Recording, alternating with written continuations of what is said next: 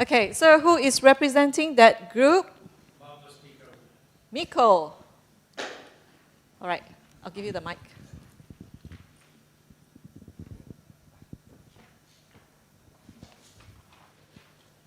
So yeah, one of the points that came up was that in lay life, community life can be quite difficult, and it's important to come back to like places like this to kind of get inspiration and the right kind of teachings.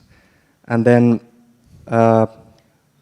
one thing was that the fault-finding mind and like doubting can block the process. So even if the sila is quite good, if you have a wrong kind of attitude towards your own practice, like too negative attitude, that can be a block to the whole dependent liberation. It's important to focus on the practice, even in lay life, always come back to the practice. One thing was that the pyramid is slippery, so there's, even if there is like progress, the doubt can always kind of like come back. And yeah, so it's like a gradual thing. You have to always come back to the practice and reflecting and correcting all the time. One of the points was that the defilements become more and more subtle, and there are like small liberations and happiness still like along the way that come all the time gradually. Then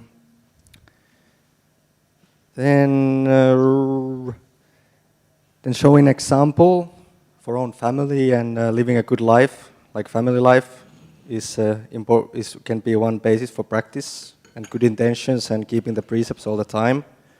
Then one point was that the disillusionment without other factors can lead to bad results. So you can basically become depressed if you just become disillusioned without the happiness. And it's kind of like the wrong kind of disillusionment. Right. Then faith and prioritizing is very important. And in lay life, you can kind of see people who seem happy even without spiritual life. And if you see that kind of example, it can be kind of confusing and kind of like stir up some doubts. Then there can be like glimpses of reality even way before jhanas, and they can help understand the process. And that peace and calm is found here and now, and Venerable brought up the point that being peaceful, kind and gentle to every moment is essential, and that like the mundane eightfold path is something that everyone can work with way before like big insights.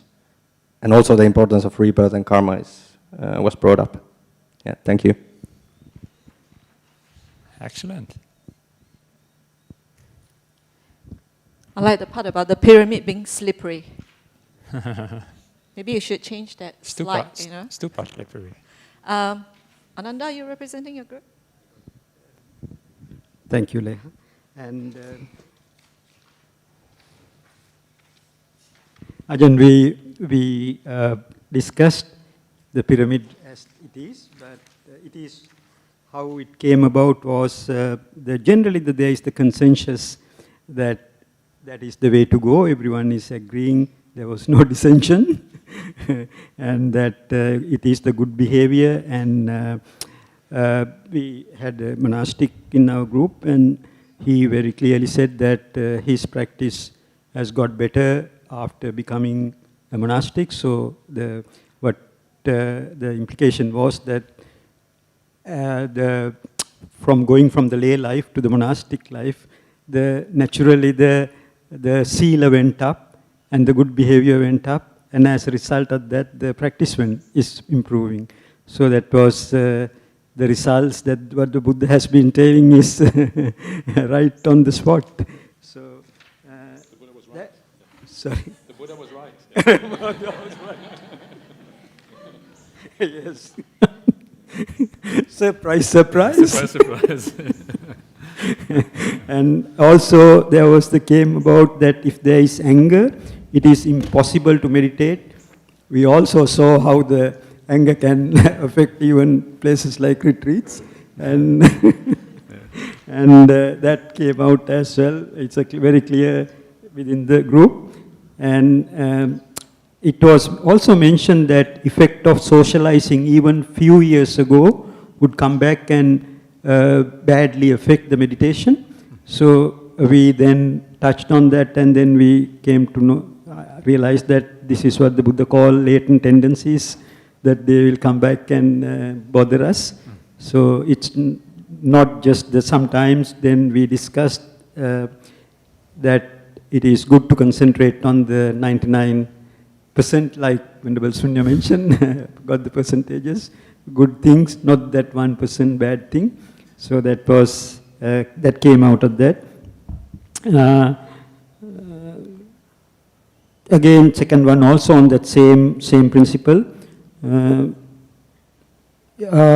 Also mentioned that it is, the meditation is affected by when you get attached to something that has been done to you by others. So again, it was mentioned that it is good to put it out. Then we discussed what you taught at the retreat, Ajahn, the Vitaka Santan Sutta, how you will get rid of by replacing thought. You mentioned to us that Buddha taught that get rid of a larger peg with a sukuma plug, soft plug. So we touched on that, discussed that, and shared that views. Then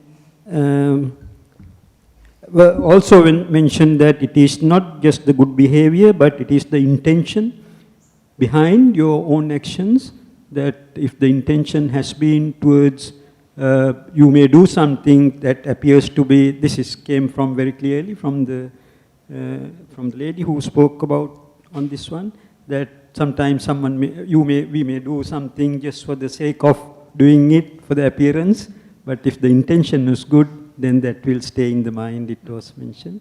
And also, an Anagarika was in the group, and he said he was practicing in a small community, and then now coming to the monastery, he can already see that the Kalyanamitta, effect of Kalyanamitta at the monastery is improving heavily his practice. So this Sila, it's going beyond, and Kalyanamitta. And we also discussed then at that time that the Ketu Upamasutta, the simile of the field at that time came to mind, and we discussed that it is the better ways to, Buddha said, is the monastics are the best field, not the three out of the three fields. So we discussed that part as well. And then the monastic who was in our group reminded us of Ajahn Brahm's simile that it is easier to go by plane to Sydney than to walk from here to Sydney. So that one we discussed. There was a lot of good discussions coming through our meeting group. Also then there was the bad effect of, not bad people, but at home, when there are kids and all, they will switch on the TV. And then they are naturally attracted to the TV. And someone has given away the TV. But he said now he is getting attached to the mobile phone. So he is watching on the mobile phone YouTube. So that's after giving away the TV. And I have a feeling his wife is away. He must be looking at more on the mobile phone now. If I can, someone else says, if I can live well, not hurt anyone, get a bit better, then my practice is going up. That's generally the thing. We also thought that it is not just the basic precepts, sila, but also going out and doing other good things. They are the things that will help the practice, like sila anusati and chaga anusati. We thought those will immensely help the practice. And I think you, Ajahn, I reminded, actually it was something Ajahn Brahmali mentioned, but I repeated when my turn came. You said, when there is a small insect drowning in the toilet, I remember about in one of your retreats. And don't flush it, take it out. I think those things come back and help us. Yeah. So that is where we stopped, Ajahn. Thank you. Okay. All right. Thank you, Ananda. Ajahn, I can see that it's very good to bring the Anagarikas and the novice monks here because they are like providing a different perspective. And I saw some advertising for like maybe people like, I don't know, doing recruitment for monks. Can I just have a show of hands who attended the recent Ajahn Brahmali Sutta retreat? Ajahn, these are all your stalkers. And that's why we are repeating what you taught us during the retreat. Okay. Okay, Ariel, you're representing the group? Can I ask something? I don't want to be rude, but can we summarize it maybe a little bit more briefly? What you have discussed. We have many more interesting things also to say. Yeah. So I shall be concise. So, yeah. My group talked about the foundation being right view and sila, and a distinction being made about sila was it was not just about precepts, it was also very much about the restraint of your sense faculties. So, and one core virtue is patience, because you have to take the time to foster conducive conditions and causes for your practice. For example, building up your kalyanamitta and listening to the Dharma. And over time, in a very natural way, not forced, you are more inclined towards your practice and the right view, and even more sila. So then you develop saddha, viriya, samadhi, and sati. These are all some of your fruits. And we also talked about how it's very often more helpful to talk about what is wholesome versus unwholesome instead of what is right versus wrong. And what else? And we also talked about how even though we are striving towards non-self, we have to see that we are here as the self. We are the doer, and we are practicing self-discipline to build the foundation towards the process up this stupa or pyramid. Is there anything else I've missed? My group? Okay, thank you. Thank you, Ariel. Thank you. Careful. That's right. Oh, there were only, Right, only 3 groups. I thought there were like 4 or 5 or something. Then I wouldn't have said what I said. Okay, about being brief. Okay, sorry about that. All right, no more break. We will continue working. Well, not really working, it's enjoyable. So, we have talked a little bit before the break about how samadhi or the jhanas are related to insight. And we did that very generally and sort of briefly. And we saw that the jhanas are related to insight in 2 ways. First of all, it says from samadhi comes yatabhuta jnana dasana, which means from samadhi comes stream entry.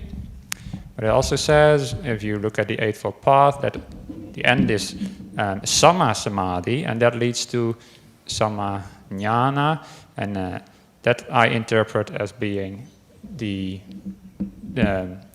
samadhi leading to becoming fully enlightened. So you need jhanas to become stream enterer, I say, and also to become an arahant. I believe the difference is for stream winner, you don't need all the 4 jhanas, but I think to become an arahant, you do need the 4th jhana, because in the 4th jhana, you've let go of mental happiness. And that's why I think that samma samadhi is the 4 jhanas. But we talked about that already a bit in the previous workshop. Now, I want to emphasize a different aspect of the jhanas, and I want to talk to you about how the jhanas are connected to contemplating the Dhamma. I will focus first a bit on the general nature of jhanas, and I will try to convince you that in the jhanas themselves, while you are in the jhana, you cannot do contemplation because the mind is too still for that. We already also talked about that in the previous workshop, but we thought it good to emphasize this a little bit more. Because there are different opinions about these jhanas and about nibbana, and you probably most of you know, and we have one opinion, other people have another, and I want to show a bit why I think other interpretations are not correct, and I will do that by showing you how to read the suttas in a way that, together with Ajahn Brahmali, I will show you that, how to read the suttas in a way that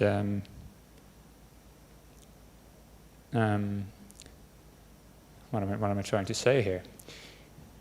How to read the suttas in a way that you read them more generally. Yes, that is it. Sometimes the suttas are not step by step, but more like a general outline of how things happen in the practice. I'll make it more clear later. And at the end, I will also talk a little bit of how contemplation leads to insights, especially inside of Stream Winner. Now, so the question is, in meditation, can you still be thinking? I mean, in meditation you can, but in the jhanas, can you still be thinking inside the jhanas? Meditation, nirvana, silence, Reiki, theta healing, I don't know, whatever that is, success, manifesting job, money, car, he starts thinking all sorts of stuff. So is jhana, can you be like that? Or are you like the monk on the right? And I will argue that inside of jhanas you cannot contemplate. And we already talked about how you cannot think in the jhanas in the previous workshops. So this is connected to that. Now, in the suttas, it sometimes talks about emerging from jhanas. So this means you enter a jhana and you emerge from it as well. And this is not mentioned every time that the jhana is discussed, but it is mentioned quite a few times, and this is important information that we should always keep in mind whenever the jhanas are mentioned, that there is like an emerging from it. By that I mean you go into the jhana and you come out again. Yeah? There's a clear distinction between being in jhana and being out of jhana again. And the Buddha says, I enter this unification of mind or this samadhi mindfully, and I emerge from it mindfully. So he goes into jhana and he comes out again. Now this is important because it also says, when you enter and emerge from any of these meditative attainments, which include the jhanas, then your mind becomes malleable and workable. With limited, well-developed unification, you become capable of realizing any realizable special power, which include the insight, to which you may direct the mind to whatever extent. I don't want to go into too much detail of what the Pali here is, some of the phrases, but the important thing is you emerge from the jhanas, then your mind is workable. Yeah? It's inside of the jhanas, your mind is very, very peaceful and very, very calm and focused, but it's so calm, it's so focused that it is not workable at that time inside the jhanas. It's too still. And the stillness is good, but inside of the jhanas, there is no... the mind is too still to contemplate, basically. Now, some people disagree with that. Well, before I go there, most of you are familiar, I suppose, with this idea that Ajahn Brahm also teaches, and that inside of the jhanas there is no contemplation possible. All sort of familiar? Okay, then I don't have to explain in too much detail. But there is some people who disagree with that. So they say something else. And they, for example, they read a sutta like this. They attain the fourth jhana, they meaning a monk or a nun or somebody. When the mind has been unified and purified in that way, they direct it to the recollection of past lives or the past life memories. Now then, for example, Venerable Gunaratana says, in this passage there is no suggestion at all that the meditator should leave the fourth jhana to attain these understandings. But I disagree, actually, because if you look at the Pali, and some people here are actually joining my Pali class, remember when we talked about the locative absolute, Venerable? Yeah. And sometimes the locative absolute refers to something that was done in the past. For example, Ewang Buddhe means when this was said, then the other monk said something. So you don't talk at the same time. That the locative absolute is used to refer to something that happened before. Now, in this case, there is a locative absolute. This is a bit grammatical, I know, so some of you might not really understand, but the point here is, the Pali has their Ewang Samahite Chitta Parisuddhe, which is a locative absolute, which I underlined. The so is actually not part of the locative absolute technically, but I accidentally underlined as well. But now the important thing is, and I know this is a little bit theoretical maybe, but just believe me, if you want, that in such cases, the locative absolute is used in a general way to denote the time since or after which some action is supposed to take place. And this is from Vyasekara, who wrote this amazing work on the Pali grammar called The Syntax of the Pali Cases. And he gives lots of examples where the locative absolute does not mean you do it at the same time, but you do it at a different time. So in this passage there is actually an indication that you do the recollection after the jhanas. Yeah? I'm not sure if that makes exact sense, not to people who don't study Pali, but I just want to make that point for those who do. Yeah? Is this kind of point also helpful for general people, or maybe a bit too technical? Okay. Well, just believe me then that when that there is an indication in Pali that you actually have to come out of jhana first before you contemplate. So I'm not too happy with Venerable Gunaratana's idea there, and I'm much more happy with Vyasekara's idea. And now, maybe that wasn't too relatable for every one of you, so I want to make it relatable for everybody, and we do another pop quiz. By the way, I'm sort of sad. I don't think the sound is on this laptop, because I also put a sound in there when you go to the pop quiz. It goes but it doesn't work. Anyway, imagine you have a friend called James. Yeah? Imagine James got in his car. Just close your eyes and imagine. James got in his car, drove to work. He got a cup of coffee from the cafeteria at his work and sat down at his desk and then turned on his PC. Just take a moment to visualize what happens there. Yeah? James got in his car, drove to work, got some coffee, sat down at his desk, turned on his PC. Okay. Now... Got a cup of coffee, yeah. Oh, there is the coffee. Good timing, excellent timing, yeah. Sadhu, sadhu, sadhu. That's wonderful.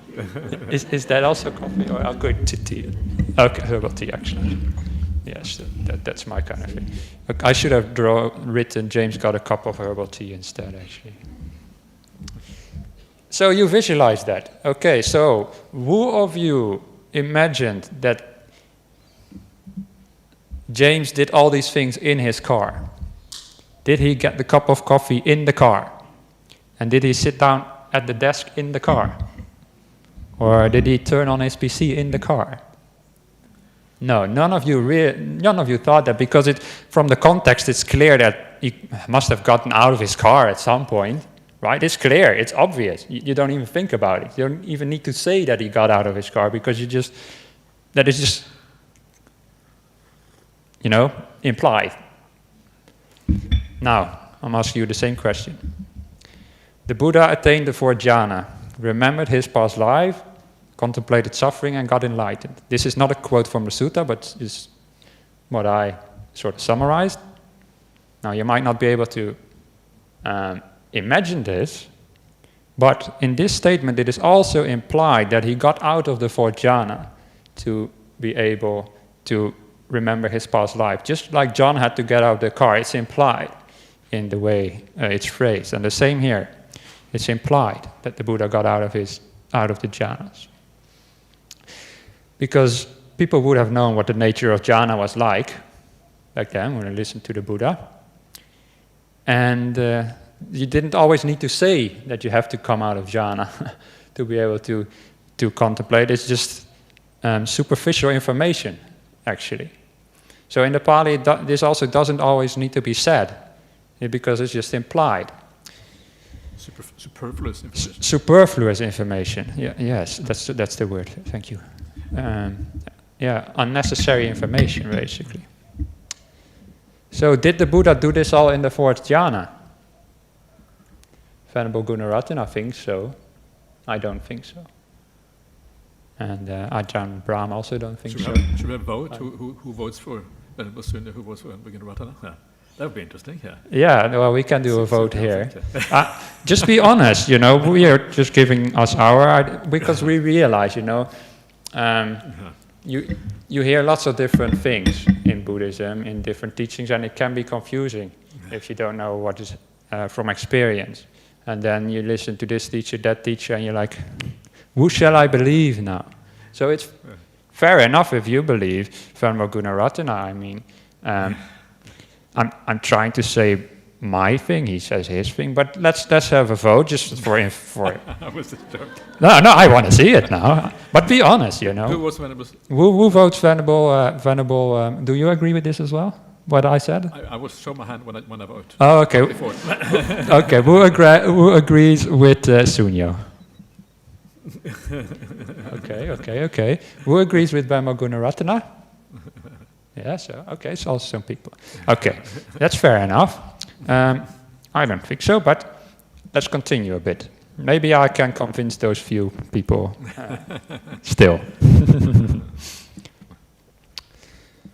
Now, here is an example of how the jhanas are sort of inserted in a sutta, and it's implied that the things don't happen always sequentially in a sutta. People sometimes think they read the suttas and it says you go in the first jhana and then you contemplate. So it must be that you are still in the first jhana, because they think that the suttas are written in such a way that everything happens at the same time or something. I find it hard to phrase exactly what I mean, but you'll get the idea maybe. Sometimes it's hard to phrase things in general when you're so sort of like deep into the Pali and you try to bring that up to a more general level. You know what I mean, Ajahn? It's kind of, you know what you're trying to say, but you don't know how to say it. But anyway, let's look at the sutta. There are 4 kinds of people found in the world. What for? Firstly, one person becomes fully separated from sensual experiences. This is withdrawn from the 5 senses, and unskillful qualities, attains the first jhana. They contemplate the phenomena there as temporary, as suffering, as a disease, as a tumor, as an arrow, as misery, as an affliction, as alien, as falling apart, empty, and as without a self. We'll explain Ajahn Brahmali will explain all these things later in detail, but for now, it might sound like they do all these things in the first jhana. That's what it sort of sounds like on the surface. But what it means is they have attained the jhana, and then afterwards they contemplate these things, and not while they are in the jhana, because it's implied that they exited it. And I'll show you in a moment how this sutta is not written in a literal sense that everything happens to sequentially, for example. Now, this person, after their body breaks down, after death, they get reborn among the gods of the pure abodes. Further, after the mind moving and holding subside, the vitaka vichara, they attain the second jhana, blah, blah, blah, blah, a whole story again about contemplation. The third jhana, blah, blah, blah, whole story about contemplation and dying as well. Then the fourth jhana, and then again they contemplate the phenomena here as temporary suffering, as without a self. After their body breaks down, after that they're reborn among the gods of the pure abodes. These are the 4 kinds of people found in the world. Now, if we read these kind of suttas as if everything happens in one practice or at one sitting, then it sounds like you attain the first jhana, then you die, then you attain the second jhana, then you die again, then you the third jhana, then you die again. That's not the point of this sutta. The sutta speaks more generally, is what I'm saying.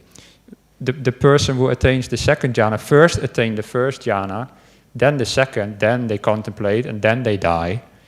But you don't need to mention again that they enter the first jhana. And likewise with the third jhana. Am I making sense? Ajahn Brahmali is nodding, but not everybody's nodding. As I say, it's hard to bring sometimes these ideas to life. But so how shall I summarize what I'm trying to say here? Maybe you can help me out a bit. Yeah. Like you said something about when we talked about this, about the nature of the transmitted text, how it. Okay. Yeah. Yeah. Maybe you can touch upon that. So the point Venerable Sunyo is making is that when you read this text, it can look like, if you read them literally as they stand, it looks like everything happens within something else all the time. So here the second aspect happens within the first one, and there's nowhere does it actually say that now this stops and you start something else. And so the problem is that and the reason for this is very often because of the nature of the oral transmission. The oral transmission is often very structured in a certain way, and very often you summarize things, and it is then understood that you come out, and then the kind of things happen because the reason for that is because you cannot include too much information in one particular sutta. It becomes unwieldy. It becomes very hard in oral transmission. So then you have to have certain information in one sutta, another information in another sutta, and then you kind of have to bring them together in a certain way. And when you know the suttas overall, I would say it's quite obvious that actually, yes, you come out of the jhana, then you contemplate, and there is a sutta which I think you have it afterwards, which kind of is fairly, well, that happens fairly obviously, like Majjhima Nikaya 122, for example. Yes. So.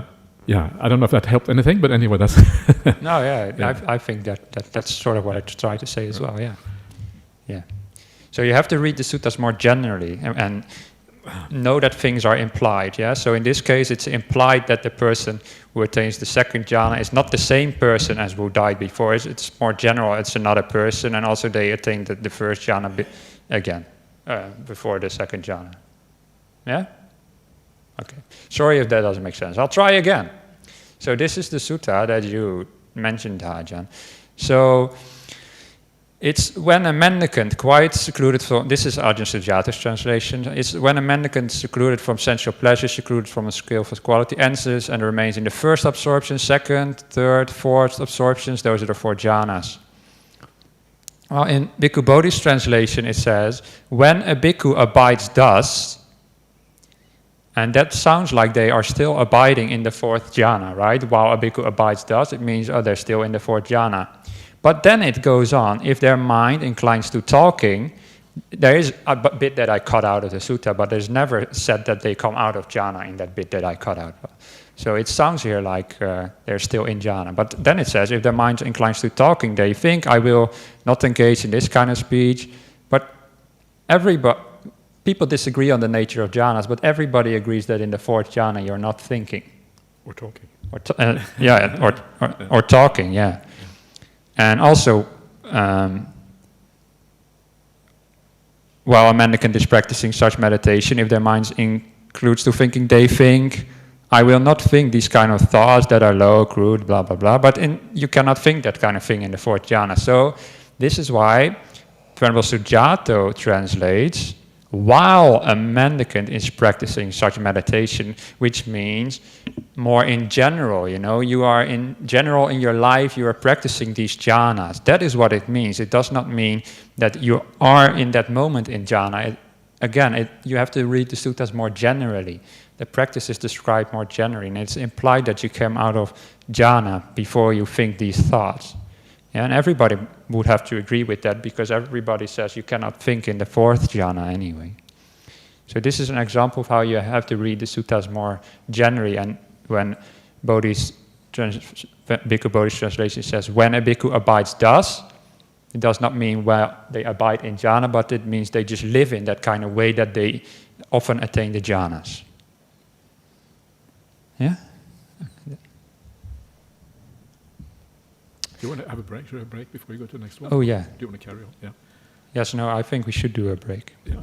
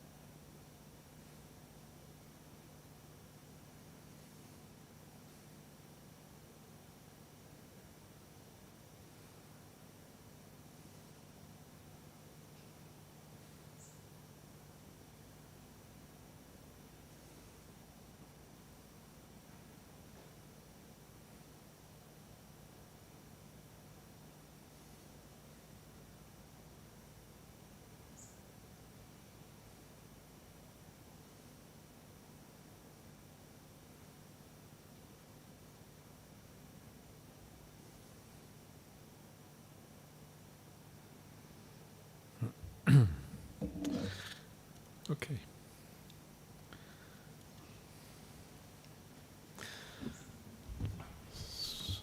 So, any questions or comments from anyone?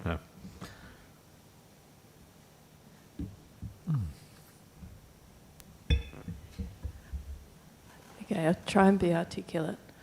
So I understand what you're saying, So in plain text, it's you can't do more than one thing at once. So therefore you would...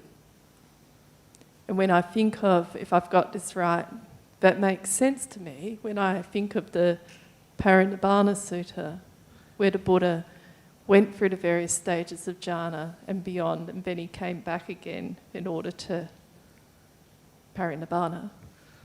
So that makes sense to me. But what I find really interesting in the previous slide you had up there is the word death. And is that referring to, death as in dying as we know it? Or is it more of a gradual death as you move through the jhanas? Like, so you're like a metaphorical death. Yeah, like a metaphorical death. Like as you move through the jhanas, you're letting go of the various distortions or... Yeah, no, that's not what it means, because it says they get reborn, and also the body breaks down. That's not metaphorical. When your body breaks down, it's like it means you die. Yeah, I just couldn't understand why. Maybe it's bleedingly obvious, but I couldn't understand why you'd have a separate explanation of death after each. Yeah, that's jhana. Exactly the point I'm trying to make. That the sutta is written in a general way. It's not about one person who first attains the first jhana, then dies, then the second jhana, then dies, the third jhana, then dies. It's just a more general phrasing of how the practice works for everybody. It's not talking even about one person even. It's 4 kinds of people here. And this is not a sequential thing I'm saying. It's not like you die, then the second jhana, then you die again, then the third jhana. You have to think about it more broadly. Yeah. So it's implied that when you attain the second jhana, that before being able to go into the second jhana, you have to go through the first one first. Yeah. So read the suttas more. I can't think of any other word than more generally or more broadly. Sorry if I struggled to get my point across. Yeah.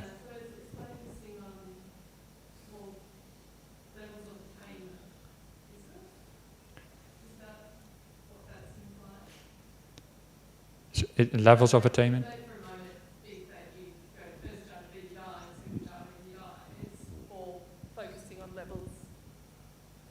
Yeah, so the sutta in general is just saying... The 4 different people have 4 different levels of attainment? Is that what... Yeah, like it basically is saying some people attain first jhana and then they get reborn in the pure abode. Some other people attain first and second jhana and then they get reborn. Other people attain first, second and third jhana and so forth.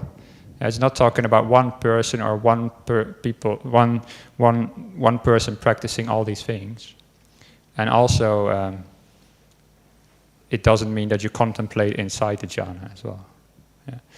And I picked actually a sutta which people bring up to show that you can contemplate in jhana. So I did not pick the most easy evidence for my position. I could have picked some more better ones, but I wanted to challenge some existing positions actually. So actually I made it myself difficult. Maybe that's why I have difficulty explaining what I'm trying to say. But who sort of gets what I'm trying to say? Please put your hand up. And who doesn't get a clue of what I'm saying? Who's in between? Okay. All right. Okay, good. Yeah. I'll try again in a moment. Oh, thank you. You just mentioned in the 4th jhana, no thought would arise. I thought that applied to all the jhanas, even the first. Yes, I would say that applies to all the jhanas, thinking inside. But I said the 4th jhana because whatever views people have of jhanas in general, everybody agrees that in the 4th jhana you cannot think. But in this sutta, if you read it as it stands, it sounds as if they are in the 4th jhana thinking. And speaking. And speaking even, this middle one. Inclined to talking even. They're inclined to talk. But it's said even in that the sutta is that in the 1st jhana speech has ceased. I take that to mean also inner speech, but... certainly the 4th jhana, Let alone the fourth jhana, exactly. So what I'm saying here is, if you read this too literally and not in a general broad outline of the practice, then you would have to say that you are thinking in the fourth jhana. But that is not the case. Everybody agrees.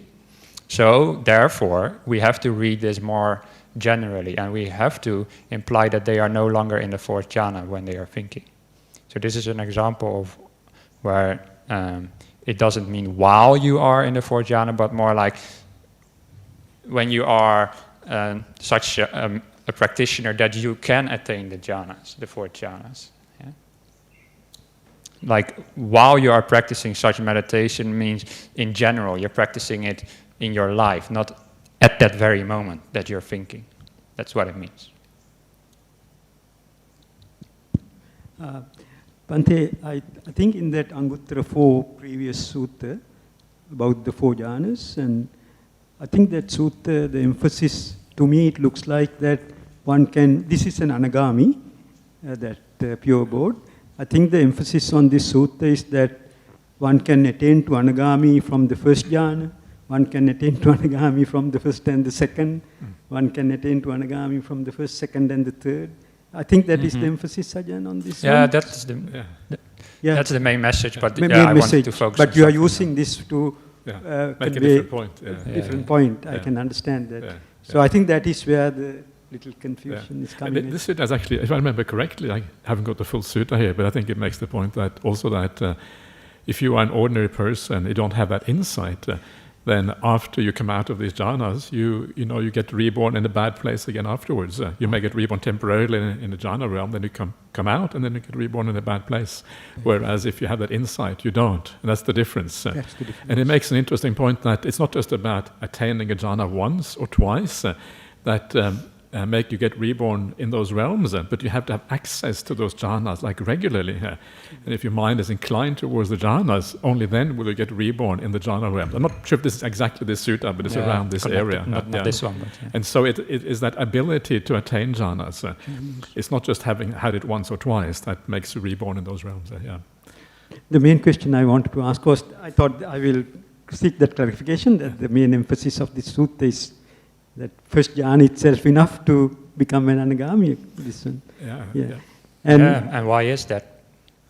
Why do you think that is? I think that is because the mind is malleable, pliable, and very soft, and then you can think of, you can contemplate.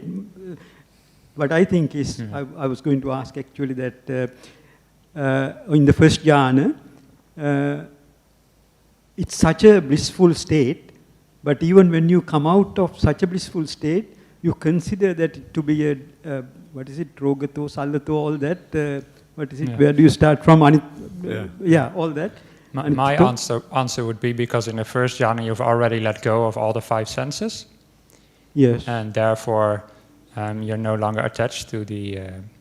it's possible to be no longer attached at all to the five senses. So the first jhana is enough to become a non-returner who is no longer attached to the five senses. So for the kama loka, the five sense world is not its domain, his domain. That's exactly what you are saying. Yeah. So I was going to raise was that even in such a blissful state, when you come out of such a blissful state, if you have the insight to look at that state as these 11, I think 11 of them, if I remember right. Yeah. These 11 conditions. We're going to come to it afterwards, actually. Then I think, so we said, but we said 3 questions for each turn. I want to continue on. I know there's also questions from online, but we'll try to have some space at the end. Is that okay with you as well? Yeah. Because I want to convince those few people which I haven't convinced yet. So, now there is a famous sutta, well, semi-famous, which is called the Anupada Sutta, Majjhima Nikaya 111. And Venerable Analayo says about this discourse has regularly been quoted in support of the ability to contemplate absorption or jhana while being in the actual attainment. However, this sutta does not depict insight into impermanence while a practitioner is immersed in an absorption. So Analayo also argues that is not possible. And if you are interested in this, read this early Buddhist meditation studies, and you'll see his arguments. I will just pick out one of the main ones. Now, first of all, the Anupada Sutta is by Venerable Bhikkhu Bodhi translated. The title is translated as one by one as they occurred. But as they occurred is never in this title of this sutta. It's just Anupada. Pada means literally a step, and Anu means like repeated, something like that. So step by step is the most literal translation. Yeah, and you don't do step by step as they occurred. So as they occurred should not be in the title. It's just one by one or step by step. So that's already one thing where people's views get inserted into translations, which is fine if the view is correct, but if the view is not correct, it creates some problems.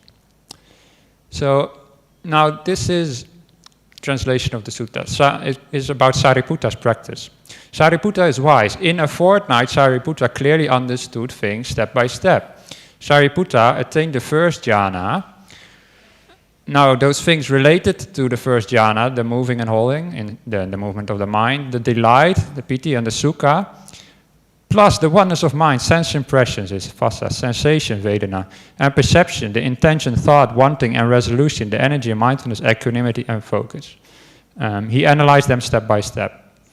Now, the bit in the brackets I put in gray, it is in the sutta, but this is clearly later idea. It's imported from the Abhidhamma.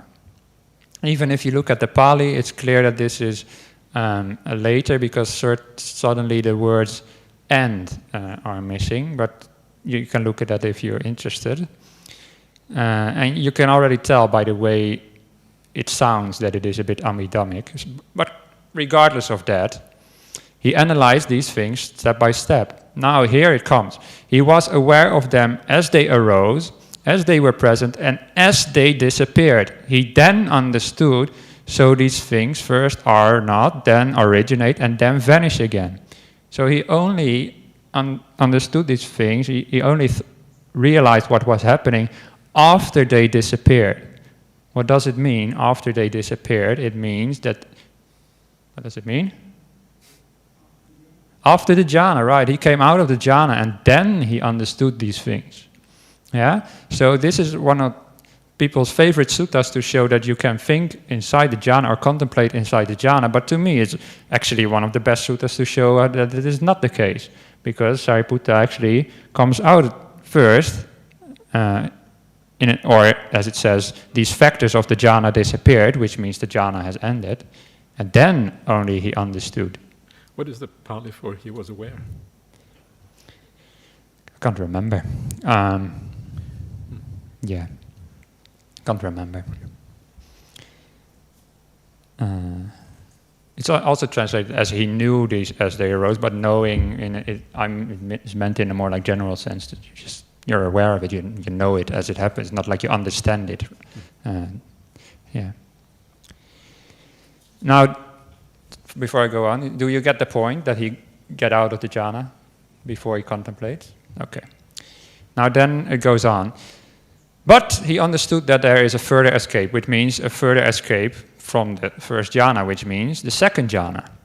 And after repeated cultivation, he confirmed that there is. When the moving and holding subsided, Sariputta attained the second jhana. Now, some people read this as, okay, he attains the first jhana, then he contemplates inside the first jhana, then he realized that there's further escape, and then he immediately went into the second jhana. That's sort of on the surface what it might sound like, but after repeated cultivation means after repeated cultivation of the first jhana and these contemplations that he did before. And only then, after that, did he attain the second jhana. Yeah? So people think that repeated cultivation means first jhana, contemplate, then second jhana, contemplate, and so forth. And the whole sutta goes through all the formless attainments as well as the cessation of perception and feeling. But it actually means he attained the first jhana, then he emerged from it, then he contemplated it, Then he repeated that however many times necessary to understand the first jhana properly, and then he attained the first jhana, went into the second jhana. Okay. Hmm? Good, no, that's fine. Yep. Yeah. Then he emerged from the second jhana, and then he contemplated the second jhana. That is, but you cannot put all of that in the sutta. The sutta will become way too long, right? If you every time say first jhana, second jhana, third jhana, fourth jhana, and every time repeat all that. So it's implied. That's what I'm trying to say here. And also, if you read a sutta and it begins in a fortnight, Sariputta clearly understood things step by step, and it seems to me kind of clear that he was not just sitting for one fortnight going through all these things. It means just in general he was practicing these things, and he went still on alms round, and he still did other things as well, but he slept probably as well, but that is all irrelevant. So that's not mentioned. Yeah? The suttas want to be succinct, so they don't mention all these things. Yeah, so in a fortnight he just attained first jhana, then contemplated the suffering of it, attained it again, had to contemplate it again, and then he attained the first and the second jhana, and then he repeated that, and so forth. And that is how he finally understood Nibbana, or the cessation of perception and feeling. Yeah? So this is what I mean by you have to read the suttas more generally, and not as a sequential step-by-step thing, because they try to be succinct and things are implied.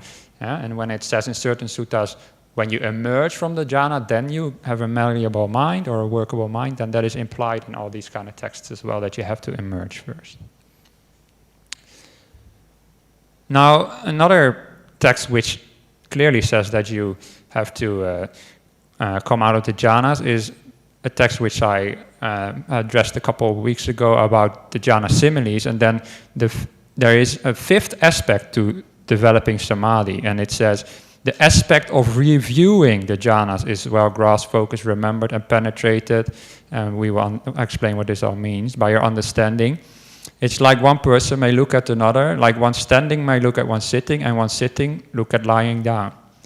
Now, in the idea here is that standing is a more active posture than sitting, and sitting is a more active posture than lying down. So when you come out of the jhanas, your mind is more active again, and you can look back upon the jhana. You review the jhanas. Yeah. So here it is explicitly stated that you have to review the jhanas, but that is also implied in other suttas that talk about contemplating the jhanas. You just can't tell. You can't just say that every time. The suttas become too wieldy. Now, before I said samadhi to insight, please be patient for me to explain that. And now we arrived, so I hope you were patient enough. We arrived at the time that I will explain that. So, I want to take a little bit of time for this sutta, Ajahn, is that okay? I really love this one. Because there's many ways that you can, well, people are already reading ahead. Please be a little bit more patient. There's many ways that you can contemplate. There's lots of suttas about dukkha, about the three characteristics. We have the Anatalakkhana Sutta, so many suttas about contemplation. And they all imply, to me anyway, if you really, really want to contemplate things, you have to attain the jhanas first. But there is also some suttas where the jhanas are inserted very clearly. And one of them is this. Again, this is my translation, so whatever. So just so you know. After you get fully separated from sensory experiences and unskillful states of mind, you attain the first jhana, where there is delight and bliss caused by the separation from the five senses, to which the mind moves and holds on. If, while meditating like that, you begin to perceive or focus back on sensory experiences, that will be an affliction to you. Just like pain that might come up is mere affliction to one who feels pleasure or one who feels at ease, if, while meditating like that, you begin to perceive or focus back on sensory experiences, that will be an affliction to you. And the Buddha said that whatever is an affliction is suffering. So that is one way you can come to understand that extinguishment or nibbana is pleasant. Now I read out this whole thing, but I'll explain in a bit more detail what this means. This means if you attain the first jhana, your 5 senses have ceased. And then, if these 5 senses come back into your awareness, which means you exit the jhana, then that will be perceived as suffering. Normally we live in the world of the 5 senses and it's sort of, we don't really realize how much of a burden it is. You really have to let go of these 5 senses first before you can understand this. And it's only through the jhana that you can understand how the 5 senses are suffering. You really experience something out of this world, literally actually, and by letting go of so much suffering of the 5 senses, only then can you understand, when those suffering come back, what it actually was. It's like the fish in the water can never understand what water really is. If you're constantly with the 5 senses, you cannot understand the suffering of the 5 senses. So, if you attain a jhana, it's such a different experience from everything else, and it's really peaceful. And you come back out of the jhana, you're like, oh, all this 5 senses stuff, that is really an affliction, it's really painful, it's suffering. And I don't like translations like unsatisfactory, because it's clear here what it means. It means it's an affliction, it's painful, it's not nice. You don't want to have this stuff. So that is one way you can come to understand that nibbana is pleasant. And what this means is, it says earlier in the sutta that how is it pleasant when you don't experience anything? Nibbana, it means pari-nibbana here. When the enlightened person passes away, they don't experience anything anymore, or they don't exist anymore in a sense. So you can come to understand this through the jhanas. Now there's much more that I can say about this, but this is just one way to think about this. Yeah? I have to move on a bit. Now, we've given a class about early Buddhist texts, but sometimes we get a bit too much into text, and I like to spice it up a little bit. And here is some views from Ajahn Tate. And I wasn't around in the time when all these Thai forest Ajahns were teaching, but I spoke to some people who were there at the time, and they said Ajahn Tate was much more vocal about the jhanas. Most other forest Kruba Ajahns, they would just only talk to students after they attained the jhana. They would not talk about it in public, or they would not really talk about it in general that much, because they just wanted you to attain it first and not have any expectations beforehand. But Ajahn Tate was very different. He just spoke about it openly. And this is what Ajahn Tate said. And Ajahn Tate, by the way, Ajahn Brahm was really inspired by as well. So, or this is what he says in English translation anyway.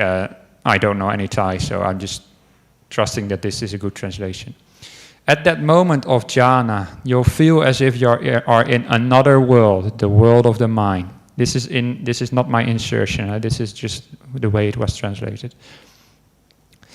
With a sense of ease and solitude to which nothing else in the world can compare. When the mind withdraws from concentration, you'll regret that mood has passed, and you'll remember it clearly. All that we can say about concentration or samadhi comes from the mind that has withdrawn from that state.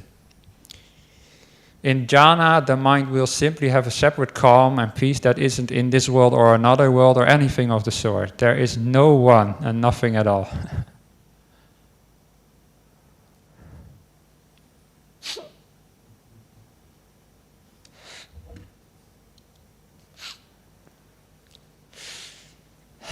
Sorry. Just the mind's own separate state, which is called the world of the mind. In that state, there won't be a word for world or anything else. The conventional realities of the world won't appear, and no insight will arise there at all. I find it so beautiful. Thank you for listening to me. Okay, good. Let's do a little bit more meditation and do some more questions. So, all right.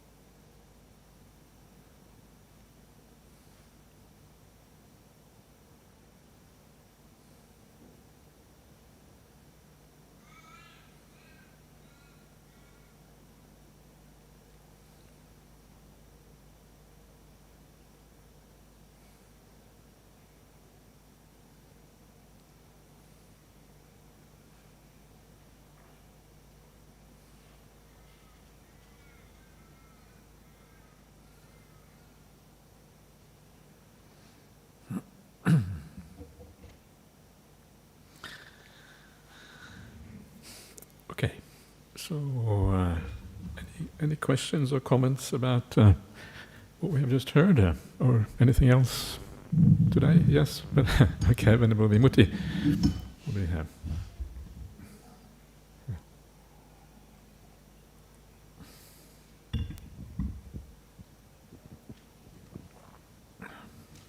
Thanks for sharing the Ajahn Tate quote. It's very nice.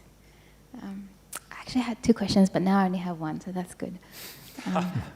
But I also wanted to make a comment that before I ask my question, that's very nice. Unify is very nice for samadhi, but I think the way Ajahn Brahm translates as stillness is quite helpful in understanding what you were trying to get across, because if you're very still, then you can't really move, and you can't really think or contemplate. So in a way, that's quite helpful. So I just thought I'd make that comment. And also, this was about the question I asked previously. I just needed some time to mull it over. I was asking about the movement from stream entry to Anagami and all of that. I don't know if you remember Ajahn Brahmali, and you mentioned the 5 spiritual faculties and how right view is, morality is already purified. If that's the case, then what if that's the case, then what is that movement from stream entry to Anagami, where they have to let go of greed and hatred so completely? If it's not a further purification of sila, then what is it? Because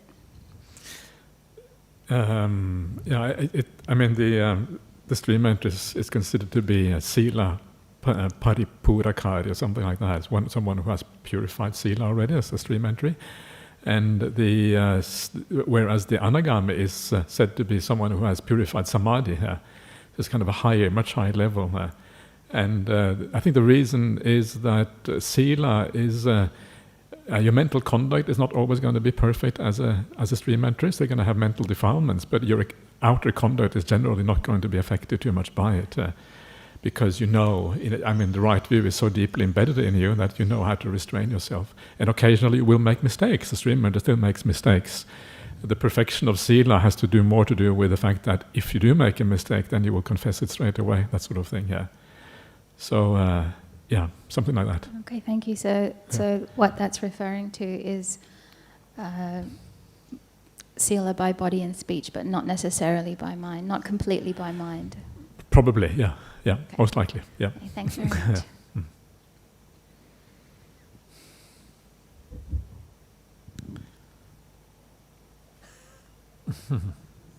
I can only take 2 more questions. Huh? One of the monks? You pass? Okay.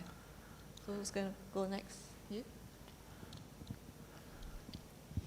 Mine's not a question. I just felt so much gratitude. I realized how much effort you both go to provide these workshops and how much we get from it. Just want to acknowledge that. Excellent. Yeah. We got a lot out of it as well, so it's a win-win. Another, I think we give a chance to someone who hasn't asked a question. Sorry. What I mean is, from what you've said, so recently, okay, my interpretation is, as we realize the problems of sensual pleasure, so we give up sensual pleasure, and then we work on our minds, okay, and understanding the workings of the mind, like for example, the 3 characteristics, we become lighter. As we become lighter, we are not attached to the world, become lighter. Upon our dissolution, we go to the higher state. If you're attached to the world, you can't. Yeah. So as you become lighter, then you become. We go to the higher state, to the gods. Yeah. So we talked before about disillusionment or getting repelled by stuff. So that is sort of the practice of the stream winners. You also sort of asked what that is about, Vimutti. It sort of comes down to developing more dispassion towards everything except Nibbana. So that is also how they move to higher states, because they let go of more and more stuff. And the more you let go of, the more peace you get. And that continues into rebirth as well. You cannot be reborn in places where you no longer have attachment to. Yeah. I don't know if that exactly answers your question, but well, that's my interpretation, bro. What you say. Anyway. Thank you. Okay, good, Eddie. Thank you too. I think there's just one question from online, just a quick one. Only one. Actually, because our very capable AV person has answered a lot of questions. So the question is, I do think that knowing about jhanas create expectations, especially for me. Why is it important to learn about jhanas before you attain it? Or is it better to learn it and then forget about it? Well, you want to say anything, Ajahn? No, it's good to learn about it. I mean, just you have to learn to deal with expectations on the spiritual path, because so much of the spiritual path is about beautiful states of mind and nice states of everything. So you have to learn how to deal with those things without being attached and without expectations anyway at some point on the path. So it's never wrong to learn about these things. And then if you find yourself having too many expectations, you have to learn how to deal with that. It's not that hard if you keep on practicing. Yeah, my idea, I agree fully with that, but I also have the idea that maybe sometimes we are creating expectations, and maybe sometimes that is not helpful for some people. But then I realized, well, the Buddha talked about the jhanas all the time, so why shouldn't we? Yeah, why should we hide things that the Buddha talked about openly? So I just trust the Buddha's wisdom that it's good to talk about these things. And can I just read this question, because I think the person posed a question in the morning but didn't get answered. So this is pertaining to what was said in the morning. So what others see as happiness, the noble one sees as suffering. How does one find peace after knowing that life is suffering, instead of being gloomy by the fact that family and belonging will be gone one day? Well, when you see suffering, then you also realize what is beyond suffering. The end of suffering you see as well at the same time. You cannot understand suffering fully without understanding the end of suffering as well. And the stream winner does not only know suffering, they know all the noble truths, and that includes the third noble truth of the cessation of suffering. And what they also know, not only how to stop suffering, but also they know for a fact that it will happen, that they will very soon exit samsara. That's just what they just know.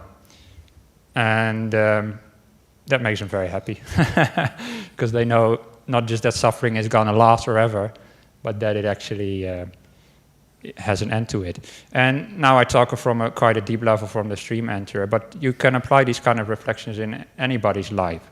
Every kind of suffering that you experience has an end. This too will pass.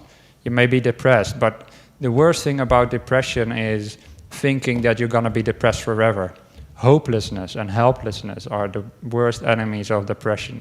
So if you at least have a little bit of hope that depression won't last forever, that all suffering one day will end, then you will find a little spark of hope and a spark of happiness.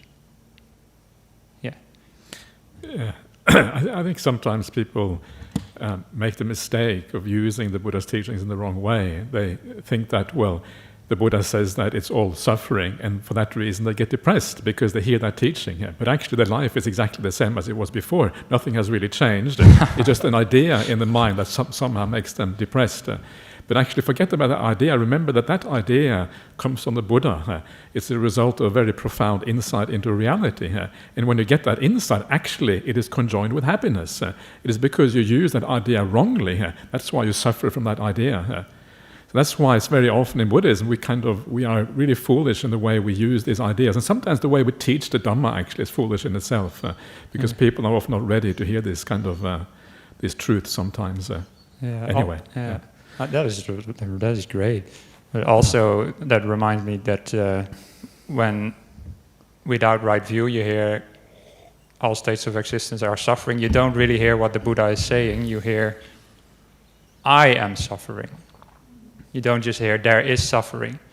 So the concept of anatta, of non-self, is important. When suffering is impersonal, and it doesn't affect you. Okay, shall we move on now? Time has come. Okay, so we're going to move on because we are going to move on. So that is. Wait, thank you. What happens next? Okay. So we're going to talk a little bit more about the idea of sammajnana, or right knowledge. One of the things that is you often get questions about in Buddhist circles is, well, after you have samadhi, what do you do? You emerge from a jhana, or you emerge from another state of samadhi. What do you do at that point? And a very common idea is that after jhana, you do vipassana, you do contemplation or something like that. But is that what we see in the suttas? So I want to focus now on what exactly do we do when we come out of the jhana states? How does the jhana kind of transform into knowledge? What is the kind of the movement of the mind, or the thing that we pay attention to at that particular point? And in one way, it is you would expect there not to be too much, right? Because the noble eightfold path, that is the path to awakening. So when you get to the jhanas, you come to the end of the path. So you wouldn't expect there to be all that much. Otherwise there would have to be other factors that actually explain to you how to get all the way to the end. So what we're going to see very, very soon is that actually what you do after jhana is not very much at all. It's almost like there is a natural inclination of the mind already. It's already in place because of your practice, because of your right view, because of your understanding of the Dhamma, that guides the mind in the right direction. So the jhana state itself, because it is so full of information about existence, plus whatever you've done previously, will then have a natural lead the mind in a natural inclination in the right way, so you don't have to do very much. So let's see how sammajnana is used in the suttas in practice. What do we actually do? So again, sammajnana is really what is equivalent to knowing and seeing according to reality, and maybe a bit more than that. So it's found between stillness and afterwards. The result of that knowledge is aversion and dispassion, or disillusionment, as Venerable Sunyo had it before, and dispassion, which was, what was it, lacking in desire? Losing desire. Losing desire, okay. So this is where it is. So this is the kind of after stillness and before the loss of desire. That's where we see things and we know things according to reality. What actually happens there? So this is one example from the sutta. There's actually a number of examples. I will go through them one by one to give you some idea what actually happens. So the meditation that is a foundation for reviewing. This is exactly the same quote that Venerable Sunyo had before. So you will see here the meditation that is a foundation for reviewing. The meditation here is the jhanas. The sutta has just talked about the 4 jhanas. So that is a foundation. That is the foundation for the insight. Reviewing here is what you look back upon. So you're looking back upon those jhana states. That is the foundation for reviewing. Paccavekkhana means to review. It also means to reflect. The idea of reflection in a mirror is actually paccavekkhati, which is the verbal equivalent. So the foundation are the jhana states. Then you review those jhana states, or you reflect back on them. So how is this done? And so this is what comes up next. So the foundation for reviewing is properly grasped. So that jhana state is properly grasped. Now the Pali word is suggahita, and suggahita is grasped very much in the same way as it is in English. It means like you grasp it, can mean grasping it, like holding it. So there's a holding in the mind in the sense of staying with something. And there's also like the English idea of grasping means understanding something. You grasp an idea, it has exactly the same kind of implications in Pali. It's interesting how words, in 2 different languages that seem so different, actually have exactly the same implications. Grasping as in holding, but also grasping as in understanding. So this is how you then do this reviewing. You basically hold it, and from that holding, focusing on it in the mind, the understanding arises as a consequence of that. It is properly focused on sumanasikatang. Manasikata is manasikara, same word. This is a past participle, a slightly different part of speech, but basically the idea of attending on something, focusing on. Yoniso manasikara, same word here. And su, actually probably not so different from yoniso in the sense of something that is done well, properly, wisely, etc. So it is properly focused on, yeah, the idea again, attending on something, staying with something. And that simple act of staying with something is really what the reviewing is about here, the ability to review something in this way. Properly borne in mind, very similar kind of idea. Again, you bear something in mind, you stay with it, you focus on it, you attend to it. Supadaditang in Pali is a bit of an unusual word, but the ideas are very, very similar here. And properly penetrated with wisdom. And this is kind of penetrating means you stay with it until you understand something properly. That is kind of the idea here.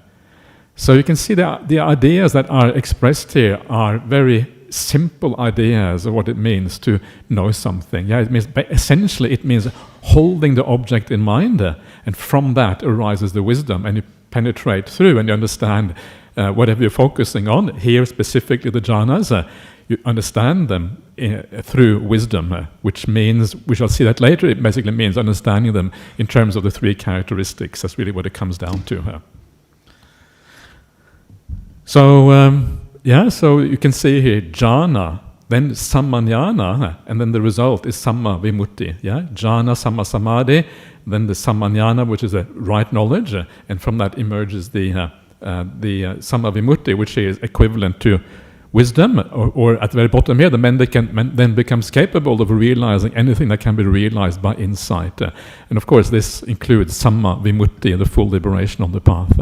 You can see the structure here, how it kind of works. It matches the structure we looked at before. So here is another example. I'm probably going a bit too fast now, but this is kind of usually how it goes.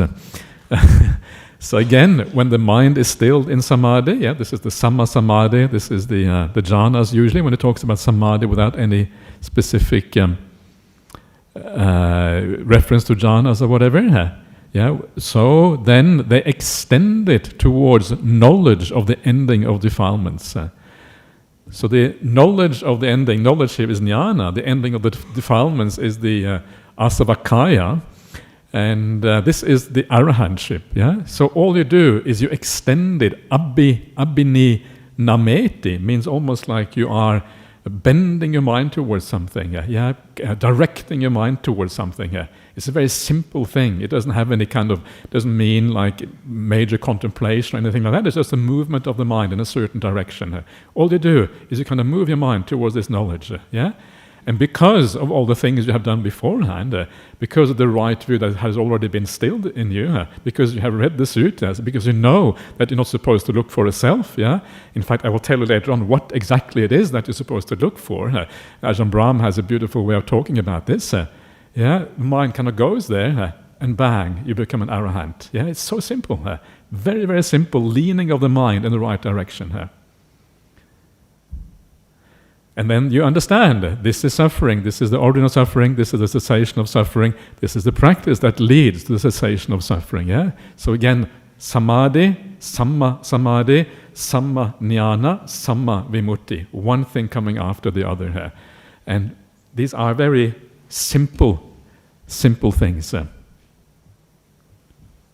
Another example.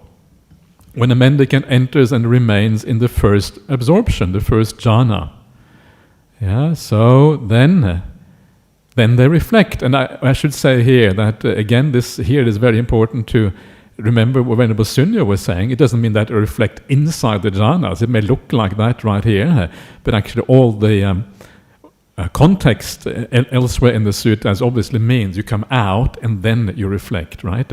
Here the Pali word is patisanchikati, which is fairly closely related to the word we saw before, which is pachavekana, is reflection and contemplation here.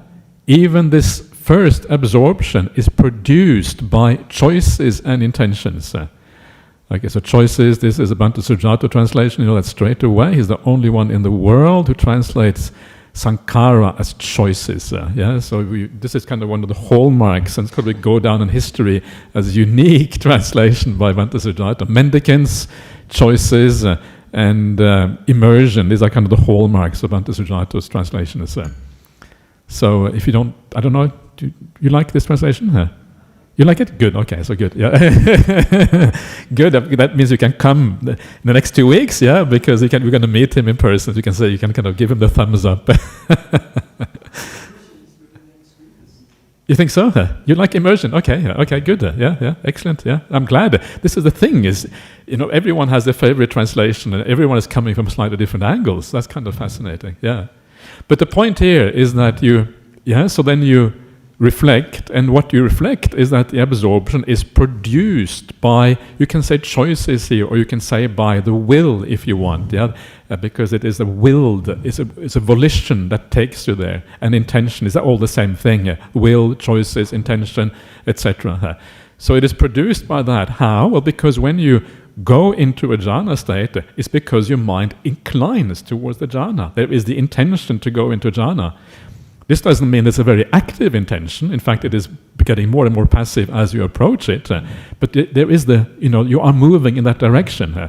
If you wanted to indulge in sensual pleasures, you would not be entering the jhana, right? You have to be leaning towards the jhana state. And so what you do, you understand that this is what produced the jhana, that inclination of the mind. This is kind of what this means. And of course, what that means is that the jhana state is itself impermanent. It is not something that will last. And this is, in many ways, the critical insight of the Buddha, that the jhana states rely on other factors, other causes, other conditions for their existence. Intention, volition, etc. They understand whatever is produced by choices and intention is impermanent and liable to cessation. Anything that is created by choices must be impermanent, because those choices will not last. You cannot lean towards jhana all the time. That's impossible. You have to come out. It only lasts for so long. This is what you learn when in the jhana state. And this is one of those strange things when you think about the kind of the world of spirituality. And there's many kind of different ways of attaining the jhanas. You find them probably within Christianity, the contemplative tradition there. You find it within the Hindu tradition for sure. You find it pretty much across the board in spiritual traditions. People attain deep samadhi, sometimes the jhanas. But usually, in the majority of those traditions, they conclude, this is God, this is Brahma, this is the kind of the underlying consciousness of all reality, right? But the Buddha is the only one who says, well, actually, if you look at these things for what they really are, they arise and they cease. So how can you say that they are eternal? How can you say that they are God, the kind of the thing that underlies reality, underlies the world? That is actually adding to what you see. What you see is just something arise, something passing away. If you think it is God or an eternal consciousness, you are adding to the raw data. The raw data only gives you something arising and passing away. And so this is what the Buddha really and this is kind of the ability of the Buddha, is this idea of, he says in the Bhayabhairava Sutta, Majjhima Nikaya 4, Fear and Dread Sutta, he says specifically, if anyone has arisen in the world for the sake of non-delusion, it is the Buddha. He has this ability to see where your interpretation begins and where raw data ends. And he doesn't interpret, he doesn't add to the raw data. And that's kind of one of the things that makes the Buddha special. So, Can I make a quick note? Please, absolutely. Yeah. So earlier there was a question, you talk about jhanas and we get a craving for it, basically. It was an online question. And we talk a lot about the joy and happiness of jhanas to inspire people to meditate, but sometimes you also need to read these kind of suttas, because the jhanas is also still impermanent. So that takes away some craving if you reflect like that. Okay, I will maybe attain some peace, but it won't last. So why would I crave so much for it? And also the sutta that I quoted before, Anguttara Nikaya 934, where I said if you come out of the first jhana, then you understand why the five senses are suffering. But the sutta continues that if you go from the second jhana, from there you can also understand that the first jhana is also an affliction, is also suffering. So sometimes keep these things in mind as well. You might attain some peace, but it won't last, and it's not ultimate peace anyway, so why would you crave so much for it? Good, that's really nice actually, yeah. So, so again, this is the kind of contemplation that happens after the jhana, and again it is very automatic really, because it will be very obvious to you. Yeah, it is not kind of hard to see that. You will see how your mind inclined towards it. It arose and then it disappeared again once that inclination of the mind came to an end. The momentum, if you like, of the intention comes to an end. So it's not a lot of contemplation required, it is just almost automatic. But of course, the idea here is that you even if it is automatic in many ways, it is also useful to add a little bit to the automaticity, or whatever the right word is. Encourage the dhammata. Dhammata, yeah. It's good to also reflect a little bit, because it adds to the depth of your understanding. Yeah, not just to go with the automatic understanding, but to also stop a little and say, wait a minute, okay, let me consider this properly here. And then, because of that, abiding in that, they attain the ending of the defilements. They become an arahant. Yeah, jhana, sammanyana, samavimutti. The same sequence once again, every single time. Is this interesting here? Yeah, I don't know. I find this really interesting. It was really cool just putting this together and seeing all the various ways in which the Buddha shows these things. I find it very interesting. Yeah, excellent. So you're at least you have one who is interested. Okay, when a mendicant enters and remains in the first absorption, yeah, again the jhanas, they contemplate. Here the Pali word is samanupassati. It means sometimes it is translated as regard. You will notice the root. That's not supposed to do that. Okay, the root here is passati. You can see samanupassati there. And passati means to see. Anu is like along with and something like that. And sang, some of these prefixes don't have that much meaning. But the general idea is to see, right? So when we say contemplate, it's almost like observe and seeing what is going on. And what you see is the phenomena there. In other words, the phenomena or the various qualities of that first jhana, right? This is what this refers to. The qualities of phenomena in the first jhana. Yeah. So these are whatever is included in form, whatever is included in feeling, what is included in perception, in choice, and in consciousness. In other words, the first jhana has a feeling, right? And whatever that feeling is, that is what you contemplate here. There's a certain perception. The perception is basically the perception of bliss. Yeah, there's a certain choice, perhaps, which is the frozen intention, frozen onto the jhana state. There's obviously a consciousness, which is the awareness, and there is some sort of form as well, some kind of remnant of the form realm in the first jhanas. So you contemplate whatever are these qualities within the first jhana. Yeah, and of course, what is fascinating about this is that when you come to the first jhana, these are the 5 aggregates, right? The 5 khandhas. What remains of the 5 khandhas in the first jhana is only a tiny little bit remaining here. The vast majority of the 5 khandhas has been abandoned long time ago through the entering into the jhana states.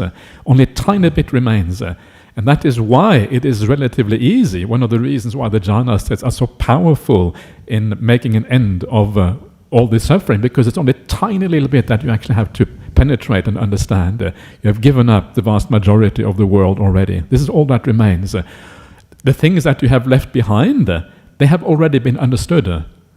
In the suttas, the fact of leaving something behind, you can only leave something behind when you have understood them. Yeah?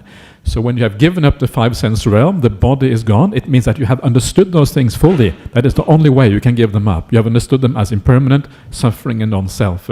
That whole realm has already been understood. This is all that remains to be understood. All right. Understood in a general sense, because you could attain a jhana and still not fully understand that the 5 senses are suffering. You don't automatically become a streaming or non-returner if you attain a jhana. You don't, but at that time when you go in, you have to understand it. I see what you mean. Yeah. Okay. So, but you may not like forget that you it understand it always fully. Okay, permanently, yeah. But at the time you do it. So, okay. And so, how do you understand these 5 khandhas? This is the question, and this is very colorful. I hope you like colors. So, and the reason for this this color scheme of mine, the reason is because this refers to the three characteristics. Yeah.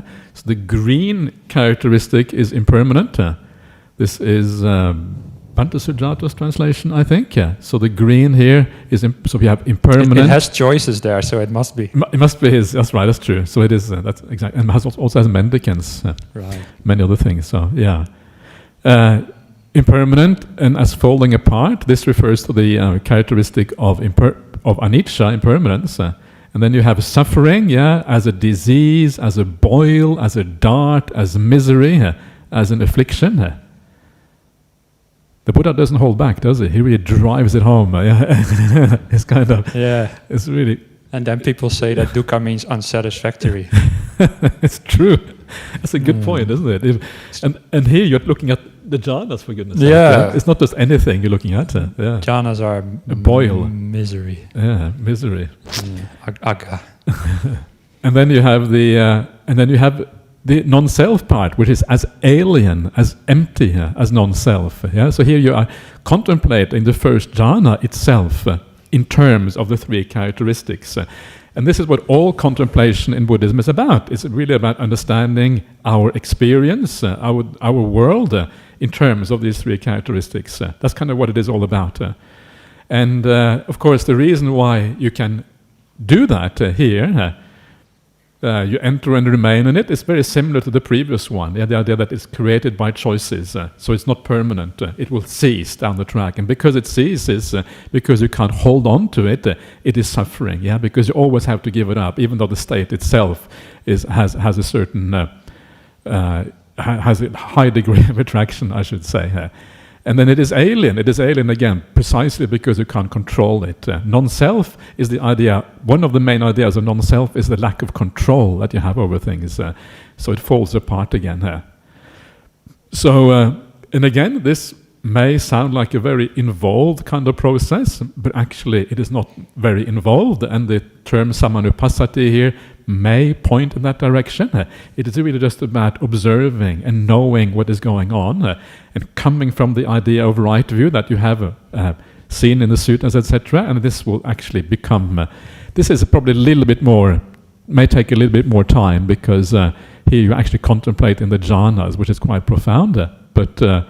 So you're sort of sorry to interrupt, but you're sort of trying to say that this contemplation is not like really a verbal thinking about it, more like just like a direction that the mind takes. Yeah, you just, the jhana is there, you have just been in the jhana, and then when you come out, this will tend to be what you see, but it may take a few times. You may have to see it a few times, you may have to enter jhana a few times before kind of the penny drops fully, and you become a stream enterer or whatever. But the basic idea is just to see these things as you emerge.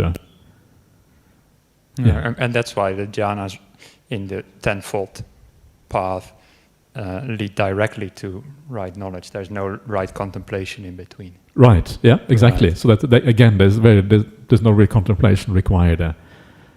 So more maybe they see the phenomena. There might be better translation, or they observe them, perhaps. Yeah. And then when you do that, this says they turn the mind away from those things, or really it is the mind kind of gets turned away. Again, they turn it away. It sounds like it is a very willed act, but actually, if you see these things, there's no will is required.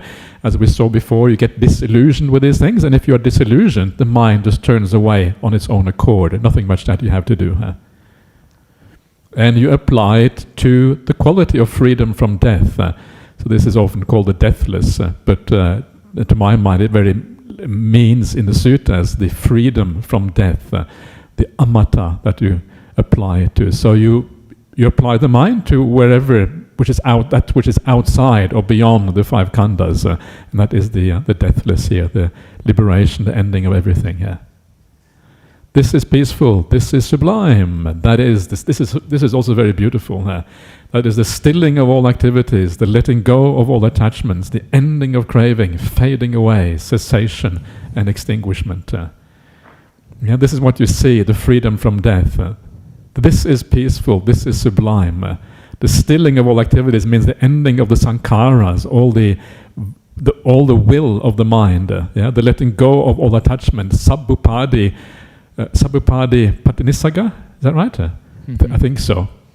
And so the letting go of all the holding on in the world, the ending of craving, tanhakaya, fading away, viraga, cessation, nirodha. This is like the ending of everything coming to an end. And finally, extinguishment, which is the very ending of everything here. So you can see here, you turn the mind, what are you turning it towards? We're turning it toward the ending of things. That's really the kind of the ultimate goal here on this particular path. So very, very powerful and very profound. And this is the thing that makes the Buddha's teaching so unique in the world, this kind of teachings that you find here. Yeah, so it doesn't say this is peaceful, this is sublime, this state of consciousness. It says the fading away, cessation, that is peaceful. The ending of those states of consciousness, Pretty powerful. Yeah. Abiding in that, they attain the ending of the defilements. Majjhima 64. Again, you become an arahant. So this is kind of interesting, and it gives you a little bit of an idea of how you might contemplate things. And I think contemplation can be helpful, but it is automatic process if you keep on doing it again and again and again.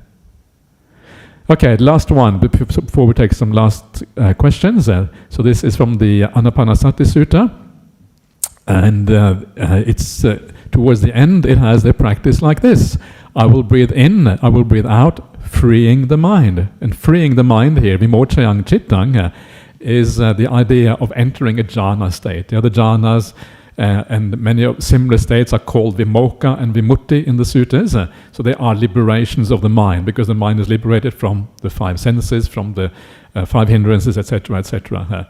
So you do that, then what happens? Well, then what happens is that you breathe in observing impermanence. Observing impermanence, anupassi, to see along with. I think observing is a very good translation, actually. And So also anicca, here it's implied that you came out of the jhana before. Here also it is applied exactly. Coming out of jhana, and you're observing anicca.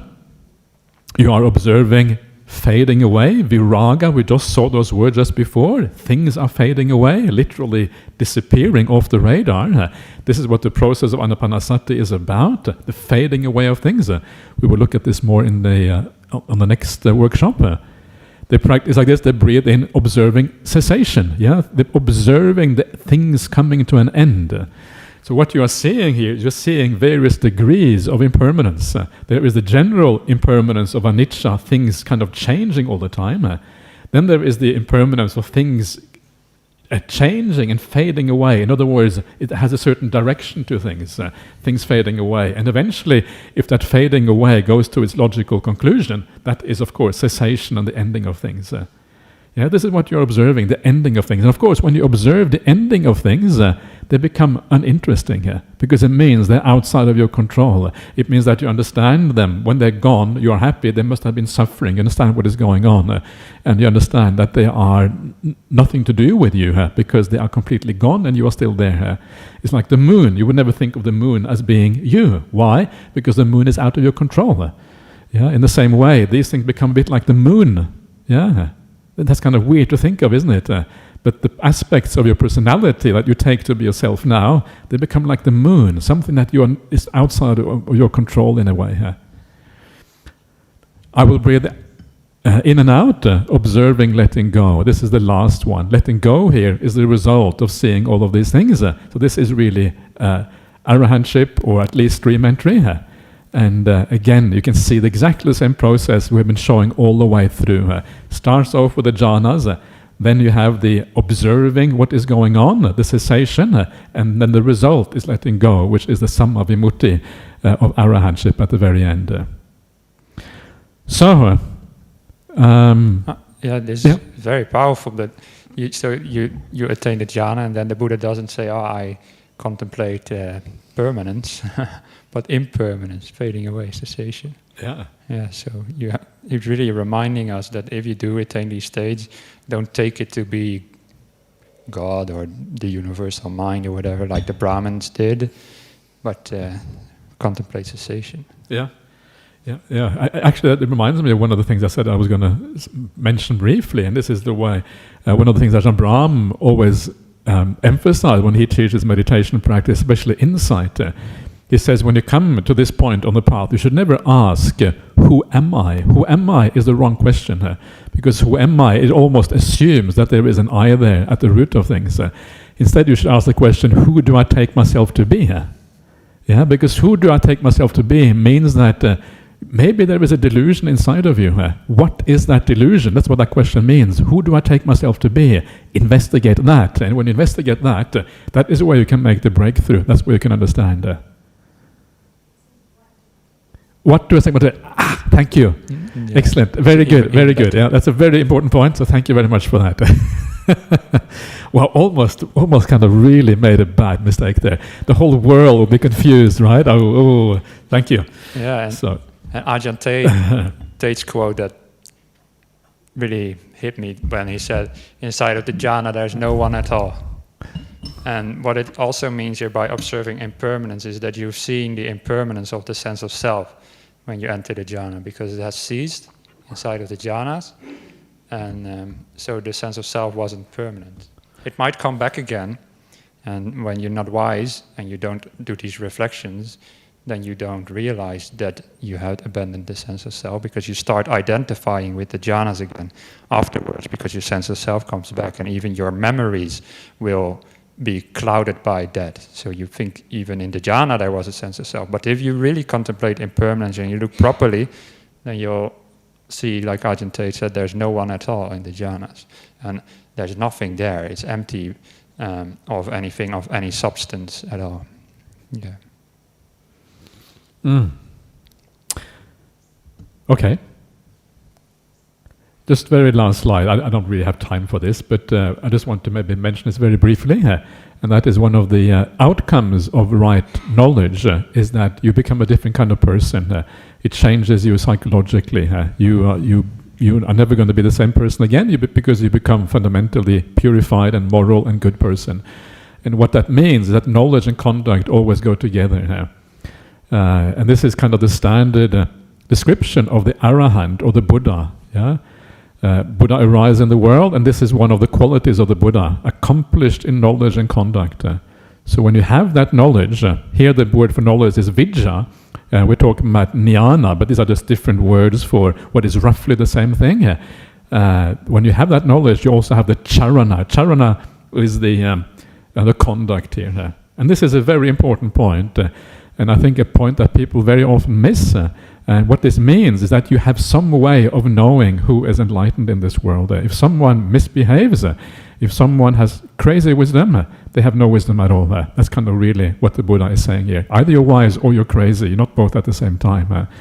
And so this is a way of enabling us to have some idea at least. It's not an absolute way of judging people, because you can never be absolutely sure, but you can kind of be pretty sure about some people at least. So that's the pause button. But before we pause, we have a couple of minutes left, so we can take a few more questions if you like. So maybe, yeah. Is anyone? Let's give someone else a chance first of all, Eddie, because does anyone else want to say anything here? How about online as well? Yeah. The person over here. Yeah. Thank you very much for your talk today. Very inspiring. I was reading something about a satipatthana and where the practitioner maintains the practice in the 4 postures or something, and I assume that's kind of like to keep the mind focused and not scattered, which I thought was then maintaining a jhana, but from your discussion today, I've kind of realized that's not the case. So you kind of do this practice and come out of it, and then you might use a contemplation in your daily life or something, and use the reflections of the suttas to kind of reflect on what you're doing. Is that more, have I kind of come more on track? Yeah. Okay, I might as well answer. Very much so. One of the very important points of the path is actually this idea of right view, so that is what the reflection in daily life. Reflection in daily life is about a few things. First of all, it is about keeping your sila, your conduct right, so you use your reflections to keep your mind under control, or under control is the wrong word, to reflect in such a way that the mind stays wholesome. That is a very important part of reflection in daily life. You see that you're about to get upset with someone, and you think, why am I getting upset with this person? They don't know what they're doing. They're conditioned in a certain way. I should have compassion for them, for goodness sake. That's how you think instead. And so this is one kind of reflection. Another kind of reflection is a reflection that sort of aligns your mind with the way the Buddha saw the world, where you see the impermanence in the world. You see that the world is always changing. The world is always unreliable. And you start to understand that too often we take refuge in the world when actually the world is nothing you can take refuge in. You're taking refuge. If you get upset by what's happening in the world, you're taking refuge in that world. If you get upset by climate change, by the war in Ukraine, by whatever of all of these terrible things that are happening in the world, the moment you get upset by those things, you're taking refuge there, and that is the problem. And then the Buddha's ideas of impermanence relies on, actually, no, let me take refuge in something else, where in my practice, in my meditation, in my conduct, that is where the refuge should be taken, not in the external world. So this is using kind of the idea of right view and impermanence in a general sense to move the mind onto the spiritual practice.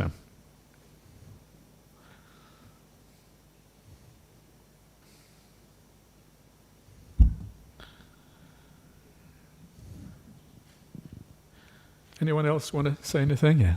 Yeah. Anything?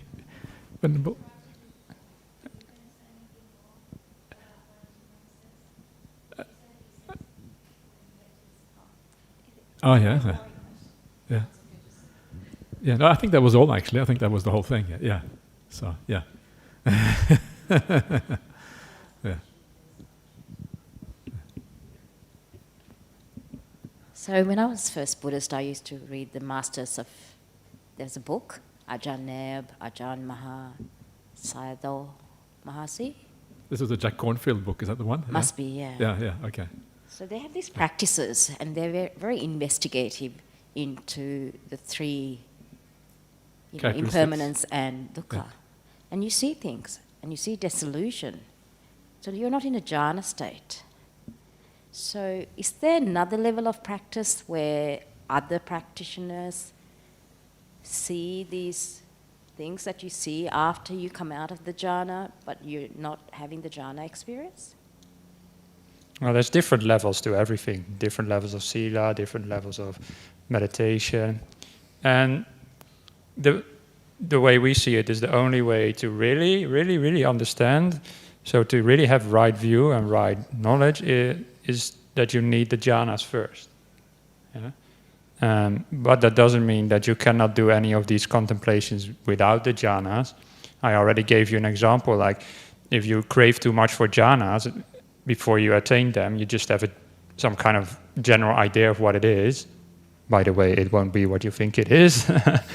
But then you can still contemplate these things already. Like, okay, the Buddha said that it is impermanent, so why would I crave it? And then you already let go a bit. So these contemplations can definitely also be very useful before the jhanas. Yeah. But we are now speaking about the end of the path. So that's why we focus on these more deeper things. Yes. Eddie also still had a question. Still, Eddie?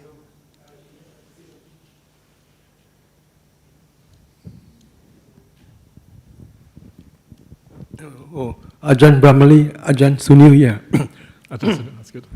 From my observation of what has been explained, so far, okay, the jhana practice, that involves samatha and a lot of contemplation, The contemplation, as I see it, I might be wrong, I regard that as also vipassana, two sides of the coin, okay, yeah, because a lot of contemplation, and it brings, a gentleman was saying satipatthana, it states about the four feelings, our body, it mentioned a lot, it mentioned about the four foundations of mindfulness, Also the three characteristics, this thing, impermanence, no self, and suffering, which is stress, and also the five aggregates to this thing. So that's how as I see it, that's my way of seeing. I might be, that's a whole practice. Yeah, the practice does involve contemplation. What is very useful contemplation before you attain the jhanas? I mean, again, we're talking in this workshop about very high end of the path, so that then contemplation is a bit different. But before you enter jhanas, when you're still meditating with a lot of hindrances, what is actually good to contemplate is exactly those hindrances. And maybe not so much dukkha and each anatta, but just contemplate how do these hindrances prevent me from being peaceful. Yeah, desire, how does it prevent me from getting deeper inside of peace, inside of my mind? So that's a very useful way to contemplate. And as Ajahn Brahmali said, the moment you enter a jhana is like you understand at that moment anyway the hindrances. So that's one thing to maybe take into account as well. Yeah. So just quickly, as I said, it's a path of just letting go, As because we are attached to the world, with all the desire, as we become lighter, realize the problems of desire, become lighter, and then we go into the mind, become lighter, and then we go to the higher states, And then can I ask you, Nibbana, it's after the fourth jhana or the eighth jhana? Or ninth. Some people say the fourth jhana. The other day I was at work from this Thai monk. He says fourth jhana you can attain nibbana. What do you mean? Whether you need more than the fourth jhana? Yeah. I thought it's 8 jhanas or 9 jhana or what? Ajahn, you. No, I think the answer is pretty obvious. Yeah. Nirvana is just is a particular insight. Yeah, it's understanding things, and it can. Stream entry is also an insight into understanding Nibbana because you understand the Four Noble Truths, and according to the Suttas, it can happen after the first jhana. Yeah. So it depends. First jhana, second jhana, third jhana, fourth jhana. Any one of those can be the basis for Nibbana, for insight. Yeah. Yeah, and I would say that I thought it pretty obvious that you do not necessarily need more than the fourth jhana because samadhi doesn't go beyond the fourth jhana. And I think that is exactly because the fourth jhana is enough and you don't need to go beyond. I think actually many people will go beyond, but that is just my intuition. And I don't base that on any suttas or whatever. Yeah. So. Yeah. I think. Thank you. Yeah. Good questions. Yeah. So I think we better call it a day. They are, yeah. Shall we pay respect to the Buddha Dhamma Sangha before we go? Do the Arahang Sammasambuddha maybe?